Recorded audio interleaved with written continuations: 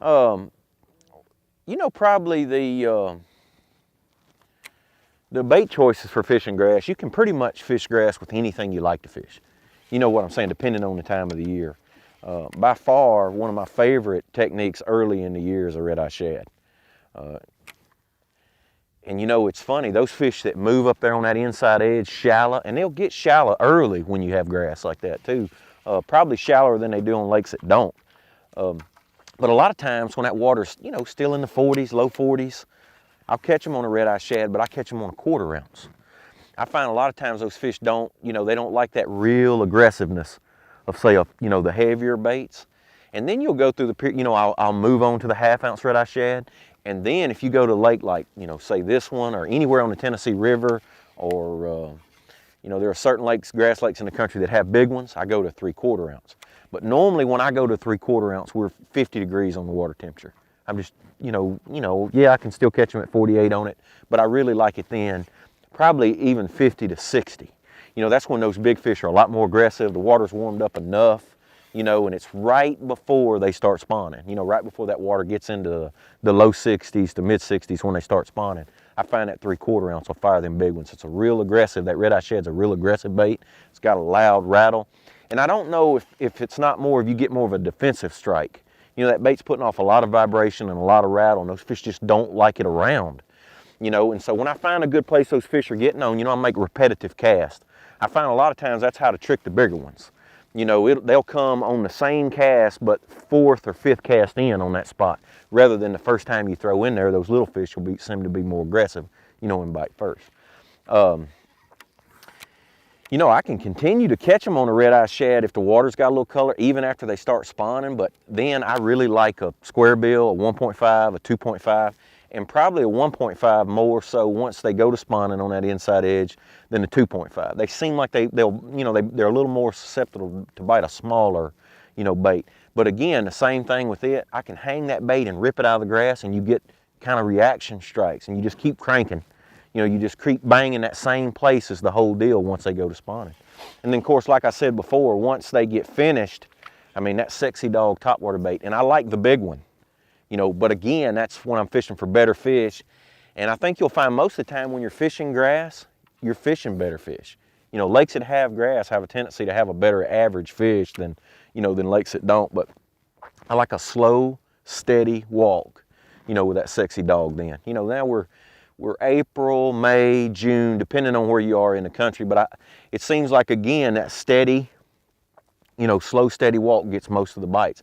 And those fish will have a tendency, when you're working that bait steady, to get it when they hit at it. Where a lot of times if you're stopping and going with that style of bait, a lot of times they'll blow up. They'll hit it just as you go to move it or right as you stop it, and they'll seem to be off just a little bit. But if I keep it slow and steady, you know, I'll get those fish to bite it. You know, now, as the season gets later and those fish are, you know, just about the time the bass, you know, get through spawning and the shad start spawning. And there's not a better place to fish the shad spawn than in the grass.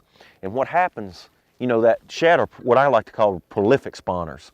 You know, those thread fins or gizzard shad either will move into the grass to spawn, and there'll be one female and there'll be 10 males chasing her. And she'll get up there and deposit her eggs around a piece of grass or on some rock that's in the grass. And then you have all those male fish, all those male shad, you know, there with her. And that's when those bass just gorge themselves. They've just come off the bed. Those shad are easy for them to catch.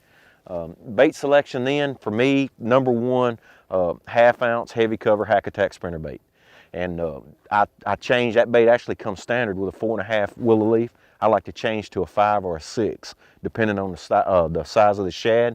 And the reason for that big blade is I can fish that bait slow, which will have it'll attract the shad to the spinner bait, and then those fish will come in there and get it. And I like that big hook because I find a lot of times when that fish comes in there to hit that spinner bait, there are so many shad around it that they'll hit the blades, they'll hit the shad that's around the spinner bait.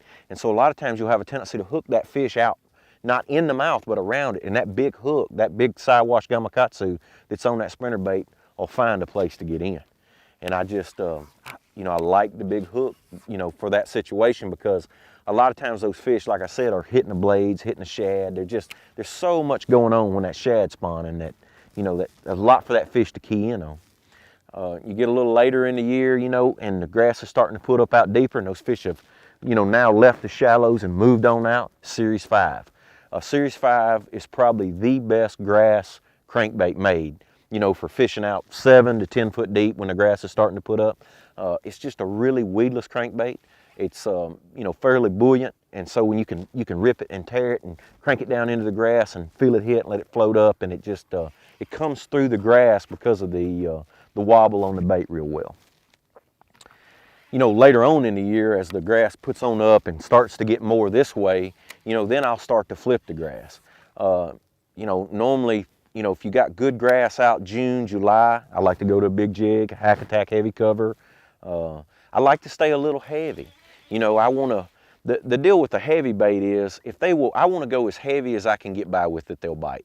You know, if they'll bite a 1 ounce, I want to be using a 1 ounce. And the reason for that is, I'm just a lot more efficient. I can cover more water, you know, and find them a lot quicker with it. You know, a lot of times once I find them, I'll back off and go to a 3/4 or a 1/2 ounce when I know the exact cast that they're on. But that big jig, it just allows me to cover a lot of water. I don't have to spend a lot of time shaking it, trying to get it to go through the grass. Now, once the later months in the year, when it really gets hot, dog days of summer, those fish will have a tendency to come off the bottom in the grass and suspend. And then more times than not, I'm having to go to our you know, Strike King tungsten weight, 1 ounce, 1.25 ounces, 1.5 ounces, big hook, either I like the 5 or the 6/0 heavy cover Hack Attack flipping hook. And bait choice depending, I normally start with a rodent, just because a rodent's one of my favorite plastic baits. That's a big confidence bait for me. But as the year gets later and those fish have seen more baits, I like to go to a Strike King Menace. It's a small grub, you know, it's a small grub, 4-inch grub. It's got 2 little paddle feet and it's small, and I can put it on that big weight and get it through the heaviest cover possible. And it'll also carry that 6/0 Hack Attack heavy cover hook.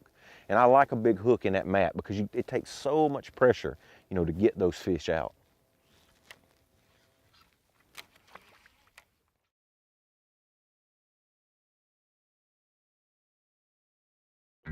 Think GPS is just for getting you to the lake? Think again. The new Ipilot wireless GPS trolling system can hold your boat in place like an electronic anchor, record and retrace productive fishing paths, automatically keep you on any bearing you choose, and take total command of speed and steering. Ipilot controls your boat with wireless GPS precision so you can focus on fishing. And it's only from Minn Kota.